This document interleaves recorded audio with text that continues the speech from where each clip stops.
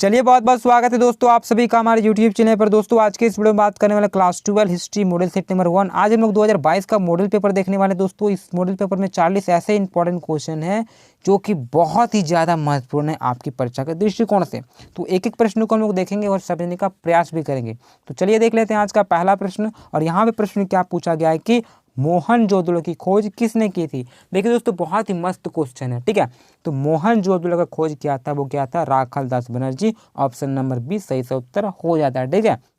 देखिए दोस्तों मोहनजोदड़ो जो खोज किया था वो सन 1922 में किया था राखाल दास बनर्जी, जिसे हम लोग आर.डी. बनर्जी बोलते हैं। और हड़प्पा का खोज किसने किया है दोस्तों, तो हड़प्पा का खोज किया था सन 1921 में आपका दयाराम साहनी ने, ठीक है। तो हड़प्पा का खोज राय बहादुर दयाराम साहनी और मोहनजोदड़ो का खोज राखाल दास बनर्जी 1922 में। चलिए दूसरा प्रश्न देखेंगे। तो यहाँ पे क्या प्रश्न पूछा गया है कि डॉकयार्ड यानी कि गोदीवाड़ा का अवशेष किस नगर से प्राप्त हुआ है। तो ये जो नगर है वह लोथल है, ठीक है। और लोथल कहाँ पड़ता है, गुजरात में पड़ता है। एक एक प्रश्न को आप करते रहें और एक्स्ट्रा क्वेश्चन भी करें, ठीक है। चलिए तीसरा प्रश्न देखेंगे। तो यहाँ पे क्या प्रश्न पूछा गया कि मौर्य वंश के अंतिम शासक कौन थे। तो दोस्तों आपसे को पता है ना कि मौर्य वंश के संस्थापक कौन है। तो मौर्य वंश के संस्थापक माने जाते हैं चंद्रगुप्त मौर्य। और इस वंश के अंतिम शासक कौन थे, ये प्रश्न पूछा गया है। तो इस वंश के अंतिम शासक थे आपका बृहदत्त, यानी कि मौर्य वंश के अंतिम शासक बृहदत्त। और अगर संस्थापक पूछा जाए तो आपका हो जाएगा चंद्रगुप्त मौर्य, ठीक है। घनानंद को हरा के बने थे।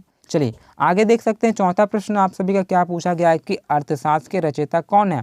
तो हम सभी को पता है कि अर्थशास्त्र की जो रचयिता है वो कौटिल्य है, ठीक है। कौन, कौटिल्य। देखिए अर्थशास्त्र मतलब ये जो हम लोग पढ़ रहे हैं वो अर्थशास्त्र नहीं, एक राजनीतिक पुस्तक है, ठीक है।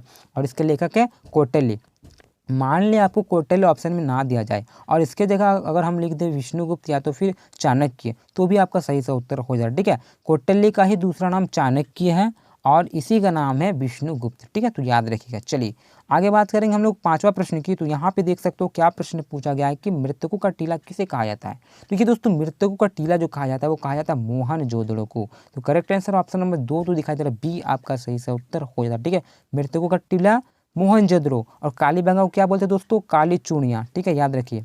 छठा प्रश्न देखेंगे। यहाँ पे क्या प्रश्न पूछा गया कि हड़प्पा नगर की खोज किस वर्ष हुई। तो मैंने आप सभी को ऊपर में बताया था कि हड़प्पा का खोज सन 1921 में राय बहादुर दयाराम साहनी ने किया था। 1922 में मोहनजोदड़ो का खोज हुआ था, ठीक है। तो हड़प्पा का खोज सन 1921। चलिए बात करेंगे सातवां प्रश्न। क्या प्रश्न पूछा गया कि सिंधु घाटी सभ्यता में नृत्य करते हुए महिला जो लड़की है, ठीक है, उसकी एक मूर्ति प्राप्त हुई। कहाँ से प्राप्त हुआ है, तो वो हुआ था मोहनजोदड़ो से, ठीक है। एक कांस्य से मूर्ति प्राप्त हुआ नृत्य करती हुई महिलाओं का, तो वह है मोहनजोदड़ो से। करेक्ट आंसर आपका मोहनजोदड़ो हो जाएगा, ठीक है। चलिए बात करेंगे आठवां प्रश्न। देख सकते हो क्या प्रश्न पूछा गया कि मौर्य साम्राज्य की संस्थापक, ठीक है, या तो फिर स्थापना किसने किया।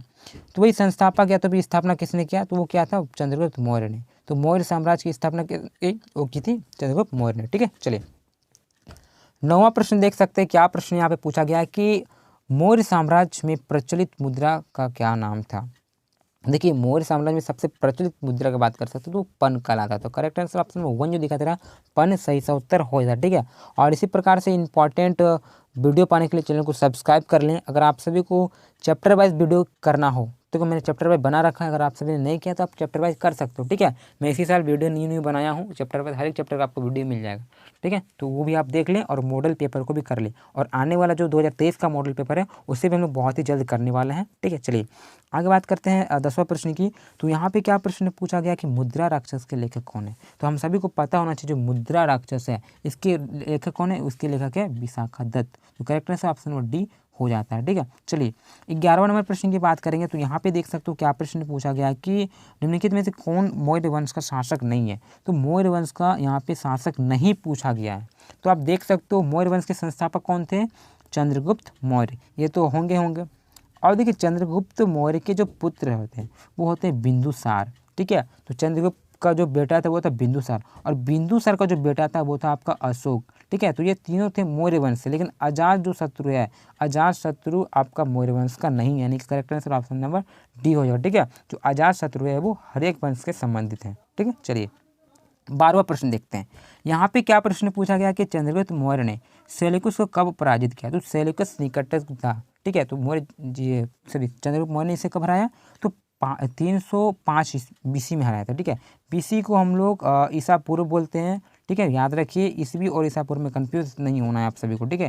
तो चंद्रगुप्त मौर्य ने जो सेल्यूकस को हराया था यानी कि पराजित किया था, वो क्या था 305 BC में, ठीक है। चलिए आगे बात कर सकते हैं। 13वां प्रश्न, यहाँ पे क्या प्रश्न पूछा गया कि अमरावती का स्तूप किस राज्य में स्थित है। तो अमरावती का जो स्तूप है हम सभी को पता है कि आंध्र प्रदेश में। तो करेक्ट आंसर ऑप्शन नंबर 1 जो दिखा जाता है सही से उत्तर हो जाता है, ठीक है। चलिए देखिए ऑब्जेक्टिव प्रश्न पूरा आप कर लें ताकि आपको दिक्कत ना हो, क्योंकि 40 नंबर का आप सिर्फ ऑब्जेक्टिव ही होने वाला है, ठीक है। तो कहीं से आपको पूछ दे सकता है, तो बहुत ही अच्छा है। 40 नंबर आपको बहुत ही आसान तरीके से मिल सकता है, थोड़ा सा आपको मेहनत करना है, ठीक है। मॉडल पेपर कर लीजिए, वैसे आपका हो जाएगा। देख सकते हैं 14वां प्रश्न आपका क्या पूछा गया है कि बुद्ध के पूर्व जन्म की कथाएं निम्न में से किसमें संकलित है। तो देखिए बुद्ध का जो आप बात कर सकते हैं, ठीक है, जन्म के बारे में, तो जातक कथा में। तो correct answer option number B जो दिखाई दे रहा है आपका सही सा उत्तर हो जाता है, ठीक है। तो 14 का option number B right answer हो जाएगा। 15वां प्रश्न आपको देख सकते हैं हम लोग। तो यहाँ पे क्या प्रश्न पूछा गया कि भोपाल की किस बेगम ने सांची के स्तूप के संरक्षण में योगदान दिया, संरक्षण में योगदान दिया है। तो आपका बात कर सकते हैं इन ऑप्शनों में से। तो 15 का आपका हो जाएगा बी और सी दोनों, यानी कि शाहजहां बेगम और सुल्तान जहां बेगम, यानी कि ऑप्शन नंबर डी, बी और सी दोनों ही आपका सही सा उत्तर हो जाता है, ठीक है। चलिए आगे देख सकते हैं हम लोग। 16वां प्रश्न क्या प्रश्न पूछा गया कि बुद्ध के बचपन का नाम क्या था। बहुत ही ज़्यादा इंपॉर्टेंट क्वेश्चन दोस्तों, और बहुत ही ईजी है। तो जो गौतम बुद्ध है, तो गौतम बुद्ध का जो बचपन का नाम था वो था सिद्धार्थ, ठीक है। गौतम बुद्ध का बचपन का नाम क्या था, सिद्धार्थ। और सिद्धार्थ यानी कि गौतम बुद्ध का जो बेटा था उसका नाम था राहुल। ये भी आपको याद में रखना, ठीक है। देखिए महावीर स्वामी का ही नाम है वर्धमान, ये भी बात याद रखिए। चलिए बात करें 17वां प्रश्न को। यहाँ पे प्रश्न क्या पूछा गया है कि महावीर स्वामी का जो जन्म हुआ था वो कहाँ पे हुआ था। तो महावीर स्वामी का जन्म हुआ था वैशाली में हुआ था, ठीक है। चलिए आगे बात कर सकते हैं। 18वां नंबर प्रश्न, क्या प्रश्न पूछा गया है कि जैन समुदाय में प्रथम विभाजन में जो श्वेतांबर हैं, ठीक है, श्वेतांबर संप्रदाय के जो संस्थापक वो कौन माने जाते हैं। तो यहाँ पे श्वेतांबर और दिगंबर में बात कहा गया, ठीक है। तो 18 का हो जाएगा ये आपका स्थलभद्र, ठीक है। तो श्वेतांबर से तो होते हैं स्थलभद्र और दिगंबर से आपका भद्रबाहु, ठीक है। चलिए बात करेंगे अगला प्रश्न। तो यहाँ पे 19वां नंबर प्रश्न पूछा गया कि स्तूप संबंधित है। तो स्तूप जो है वो बौद्ध धर्म से संबंधित है। तो करेक्ट आंसर ऑप्शन नंबर 3 हो जाएगा, ठीक है। चलिए 20वां प्रश्न बात करेंगे। तो यहाँ पे प्रश्न पूछा गया है कि कुंडलवन कश्मीर में चतुर्थ बौद्ध संगति किस शासक के काल में हुआ था। देखिए आपका जो चतुर्थ बौद्ध संगति हुआ था ना, वो हुआ था आपका कनिष्क के शासनकाल में, ठीक है। वो जो कश्मीर में हुआ था, ठीक है, तो वो कनिष्क के शासनकाल में हुआ था। बहुत ही ज़्यादा इंपॉर्टेंट क्वेश्चन है। चलिए 21वां प्रश्न यहाँ पे क्या पूछा गया है कि सूफी परंपरा में पीर का क्या अर्थ है। देखिए पीर का जो अर्थ होता है ना, पीर का अर्थ होता है हमारा गुरु, ठीक है। तो ऑप्शन नंबर 1 जो दिखाई दे रहा है गुरु आपका सही सा उत्तर हो जाएगा, ठीक है। चलिए 22वां प्रश्न की बात करेंगे। तो यहाँ पे क्या प्रश्न पूछा गया है कि भक्ति एवं सूफी आंदोलन के संतों का योगदान था। तो 22 का अगर ऑप्शन की बात कर सकते हैं तो इन ऑप्शनों में से अगर देखा जा सकता है तो वो ये सभी के सभी हो जाएगा, ठीक है। धार्मिक सद्भाव का, हिंदू और मुसलमान में एकता का, सामाजिक सद्भाव का, यानी कि ऑप्शन नंबर डी ये सभी के सभी सही से उत्तर हो जाता है। चलिए बात करेंगे 23वां प्रश्न। यहाँ पे क्या प्रश्न पूछा गया कि भक्ति आंदोलन भारत के किस क्षेत्र में प्रारंभ हुआ था। तो जब चैप्टर हम लोग पढ़ रहे थे तो हम लोग पता ही है ना, वो दक्षिण वाला क्षेत्र था। तो दक्षिण आपका सही सा उत्तर हो जाएगा ऑप्शन नंबर बी, ठीक है। चलिए 24वां प्रश्न की बात करेंगे। तो यहाँ पे देख सकते हो क्या प्रश्न पूछा गया है कि कीर्तन को प्रारंभ करने वाले संत का क्या नाम है। तो बहुत ही ज़्यादा इंपॉर्टेंट और इजी भी हम सभी को पता होना चाहिए। जो कीर्तन को प्रारंभ करने वाला संत थे वो थे चैतन्य महाप्रभु जी। तो correct answer option number D सही से उत्तर हो जाता है चैतन्य महाप्रभु। 25वां प्रश्न की बात करेंगे। तो यहाँ पे प्रश्न पूछा गया कि निजामुद्दीन औलिया किस सूफी सिलसिले से संबंधित थे, ठीक है। तो निजामुद्दीन औलिया की बात कर सकते हैं तो ऑप्शन नंबर 1 जो दिखाई दे रहा है चिश्ती से आप ये संबंधित थे, ठीक है।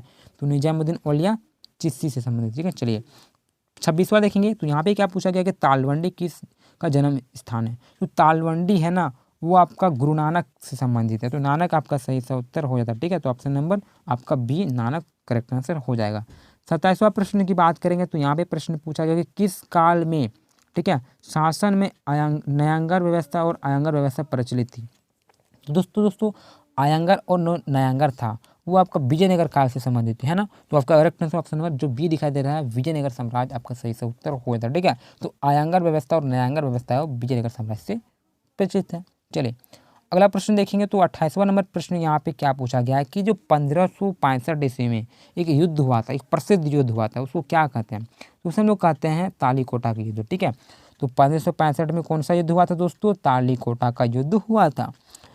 अब देखेंगे अगला प्रश्न, यहाँ पे प्रश्न पूछा गया है कि विजयनगर साम्राज्य जो है, ठीक है, और इसकी स्थापना कब हुआ था? तो विजयनगर साम्राज्य का जो स्थापना हुआ था 1336 में हुआ था। हरिहर और बुक्का नामक दो भाइयों ने मिलकर किया था 1336 में, पूछ दिया जा सकता है। और देखो देखिए आपको मैं जितने भी प्रश्न बता रहा हूँ, अगर आपको याद रहता ये सब तो आप लिख भी सकते हो, बहुत कुछ लिख सकते हो। मैं आपको एक्स्ट्रा क्वेश्चन भी करवा रहा हूँ एक एक साथ के साथ, आप मुझे सुनते रहें ताकि आपको एक्स्ट्रा क्वेश्चन हो जाए, ठीक है, ताकि आप जब आपको 40 नंबर का लिखने को अगर कहा दिया जाए तो आप बहुत कुछ लिख सकते हो। मेरी बातों को सुनिए, याद रखिए और लिख सकते हो, ठीक है। तो हरिहर और बुक्का नामक दो भाइयों ने सन 1336 में विजयनगर साम्राज्य की स्थापना किया। चलिए तीसरा प्रश्न क्या पूछा गया कि कृष्णदेव जो राय थे, ठीक है, किस साम्राज्य के राजा थे? तो कृष्णदेव राय जो थे वो विजयनगर साम्राज्य के थे। तो करेक्ट आंसर ऑप्शन में जो डी दिखाई दे रहा है आपका सही सा उत्तर हो जाएगा, ठीक है। चलिए आगे देख सकते हो यहाँ पे 31वां नंबर प्रश्न क्या पूछा गया है कि प्रसिद्ध ऐतिहासिक स्थल हम्पी जो है वो किस जिले में है? तो हम्पी जो है वो आप देख सकते हो, हम्पी 50 का जो नोट होता है उसमें उसका चित्र दिया हुआ, तो वो विजयनगर से संबंधित है, ठीक है। तो करेक्ट आंसर ऑप्शन में जो डी दिखाई दे रहा है विजयनगर आपका सही सा उत्तर हो जाता है। अब बात करेंगे 32वां प्रश्न, तो देख सकते हो क्या प्रश्न पूछा गया, कृष्णदेव राय जो है, ठीक है, इसके दरबार में अष्टदिग्गज रहते थे। तो वो जो अष्टदिग्गज थे, 8 जो थे वो क्या थे? 8 आपका सेनापति था, 8 मंत्री था, 8 कवि था, या तो फिर 8 परामर्शदाता था। तो देख सकते हो जो 8 दिग्गज अष्टदिग्गज जो बोल सकते हैं, आज 8 जो लोग रहते थे वो रहते थे 8 तेलुगु कवि, ठीक है दोस्तों। तो ये जो अष्टदिग्गज थे वो 8 तेलुगु कवि थे। चलिए बात करेंगे अगला प्रश्न की। तो यहाँ पे प्रश्न पूछा गया कि विजयनगर की स्थापना किसने की थी? तो मैंने आपको ऊपर में बताया, तो 1336 में क्या हुआ था, हरिहर और बुक्का नामक दो भाइयों ने विजयनगर साम्राज्य की स्थापना किया। तो करेक्ट आंसर ऑप्शन नंबर 1 हो जाएगा। 34वां प्रश्न देख सकते हो यहाँ पे क्या प्रश्न पूछा गया कि अकबरनामा जो है इसकी रचनाकार कौन है, तो इस रचयिता कौन है? तो अकबरनामा का जो रचयिता है वो अबुल फजल है, यानी कि correct answer option number D हो जाता है, अबुल फजल अकबरनामा की रचयिता।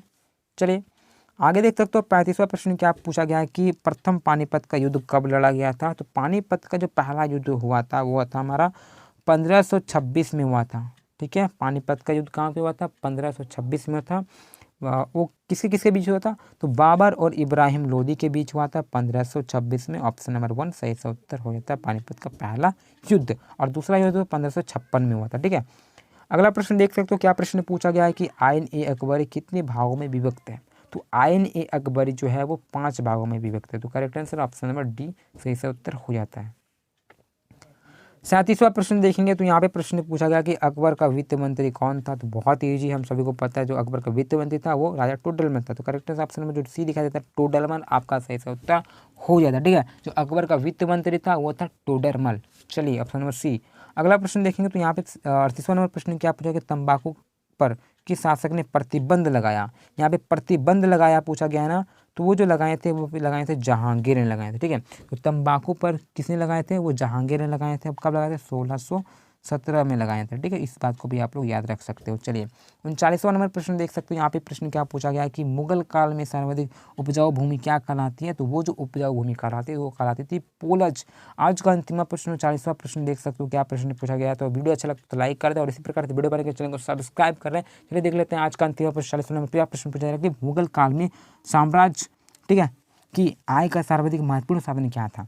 तो सबसे अगर बात कर सकते हो तो टैक्स, ठीक है। तो आपका करेक्ट आंसर जजिया। तो जजिया आपका सही से उत्तर हो जाता है, जो एक प्रकार से टैक्स हुआ करता था। तो करेक्ट आंसर ऑप्शन 1 आपका सही से उत्तर हो जाता है, ठीक है दोस्तों। वीडियो कैसा लगा कमेंट करके बताएं और इसी प्रकार से वीडियो पाने के चैनल को सब्सक्राइब करें। आपको मॉडल पेपर एक करवाया जाएगा, न्यू मॉडल पेपर आने से न्यू मॉडल पेपर करवाया जाएगा।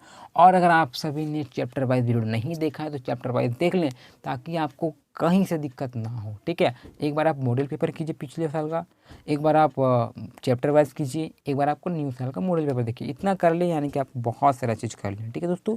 तो इसी प्रकार हम लोग नेक्स्ट वीडियो मिलते हैं। जय हिंद, जय भारत।